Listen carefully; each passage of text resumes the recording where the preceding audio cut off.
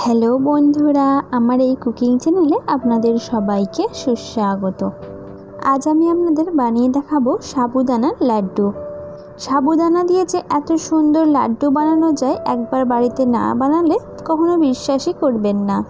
এই লাড্ডুটা দেখতে হয় একদম মতিচুর লাড্ডুর মতো, আর খেতেও হয় প্রচণ্ড টেস্টি। বাড়িতে কোনো গেস্ট আসলে এই সুইট ডিশটা বানিয়ে পরিবেশন করতে পারেন। এই লাড্ডুটা দেখলে কেউ ধরতেই পারবে না যেটা সাবুদানা দিয়ে বানানো। আর এই রেসিপিটি বানানো ভীষণই সহজ। সামান্য কয়েকটি উপকরণ দিয়ে এই রেসিপিটি বানিয়ে নেওয়া যায়। তাহলে চলুন দেখে নেওয়া যাক কীভাবে তৈরি করতে হয় সাবুদানার লাড্ডু। এই রকমই নিত্য নতুন রেসিপির আপডেট পাওয়ার জন্য আমার এই চ্যানেলটিকে প্লিজ সাবস্ক্রাইব করবেন, আর পাশে থাকা বেল আইকনটি অবশ্যই প্রেস করবেন, কারণ আমি এই চ্যানেলে ডেইলি নিউ রেসিপি আপলোড করে থাকি। সবার আগে আপনার কাছে নোটিফিকেশান আপডেটটা পৌঁছে যাবে। প্রথমে আমি লাড্ডুটা বানাবার জন্য এখানে একটা বোলের মধ্যে সাবুদানা নিয়ে নিয়েছি। আর সাবুদানা ছোট সাইজটা কিনবেন, বাজারে অনেক রকমেরই সাবুদানার সাইজ পাওয়া যায়। আমি একদম ছোট সাইজের সাবুদানাটা ব্যবহার করেছি। এবার আমি পানি দিয়ে সাবুদানাটাকে 4-5 ঘন্টার জন্য ভিজিয়ে রাখলাম। আপনারা চাইলে আগের দিন রাতেও ভিজিয়ে রাখতে পারেন। 5 ঘন্টা পর ফেরত এলাম।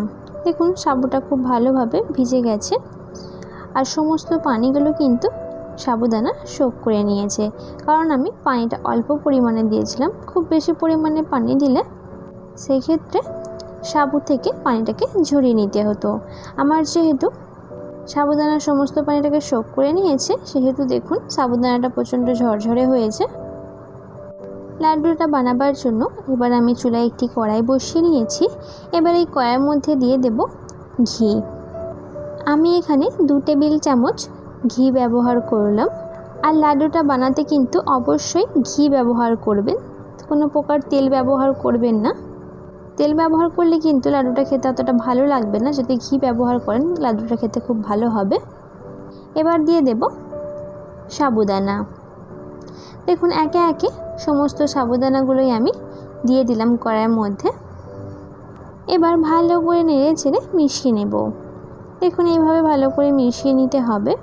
আর এই সময় গ্যাসের ফ্লেমটা একদম লো ফ্লেমে রাখতে হবে। আর এই লো ফ্লেমে রেখে সাবুদানাটাকে খুব ভালোভাবে নেড়ে চেড়ে ভেজে নেব। যতক্ষণ না সাবুদানাটা এক কাছে দলা পেকে আসছে বা জড়িয়ে আসছে, ততক্ষণ কিন্তু এইভাবে নেড়ে চেড়ে মিশিয়ে নিতে হবে। দেখুন সাবুদানাগুলো দলা পেকে এসেছে এবং সাবুদানাটা দেখুন অনেকটা স্বচ্ছ হয়ে এসেছে। এবার দিয়ে দেব চিনি। আমি যত পরিমাণে সাবুদানা নিয়েছি ঠিক তত পরিমাণে চিনি ব্যবহার করলাম। আপনারা চিনিটা বাড়িয়ে বা কমিয়ে দিতে পারেন আপনাদের পছন্দ অনুযায়ী। চিনিটা দিয়ে এবার ভালো করে নেড়ে চেড়ে এইভাবে মিশিয়ে নেব। যতক্ষণ না চিনিটা পুরোপুরি গলে আসে ততক্ষণ কিন্তু এইভাবে ভালো করে নেড়ে চেড়ে মিশিয়ে নিতে হবে। দেখুন ভালো করে মিশিয়ে নিয়েছি। এবার দিয়ে দেব ফুড কালার। লাড্ডুটার সুন্দর কালার আনার জন্য আমি এখানে ফুড কালার ব্যবহার করলাম, তবে অপশনাল এটা। আপনারা না দিতে চাইলে নাও দিতে পারেন, তবে কালারটা দিলে লাড্ডুটা দেখতে খুবই ভালো লাগে। লাড্ডুটা যদি দেখতে ভালো হয় খাবার ইচ্ছাটা আরও বেড়ে যায়। এবার এইভাবে খুব ভালো করে নেড়ে চেড়ে মিশিয়ে নেব। দেখুন আমি কিন্তু খুবই সামান্য পরিমাণে ফুড কালারটা ব্যবহার করেছি, আর তাতেই দেখুন কতটা সুন্দর কালার চলে এসেছে। এবার খুব ভালো করে নেড়ে চেড়ে মিশিয়ে নিতে হবে। যতক্ষণ না কড়া থেকে সেপারেশন হয়ে আসছে ততক্ষণ খুব ভালো করে মিশিয়ে নিতে হবে। আর এইভাবে অনবরত নেড়ে চেড়ে মিশাতে হবে। এবার দিয়ে দেব কিছু ড্রাই ফ্রুটস।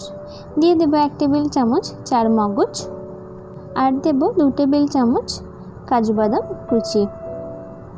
কাজু বাদামগুলো আমি একদম ছোটো ছোটো করে কুচিয়ে নিয়েছি। আর দেখবেন লাড্ডুর মধ্যে চার মগজ বা কাজু বাদাম দেওয়া থাকে, খেতে কিন্তু খুবই ভালো লাগে। এইভাবে এবার নেড়ে চেড়ে অনবরত মিশিয়ে নেব। দিয়ে দিলাম 1 টেবিল চামচ ঘি।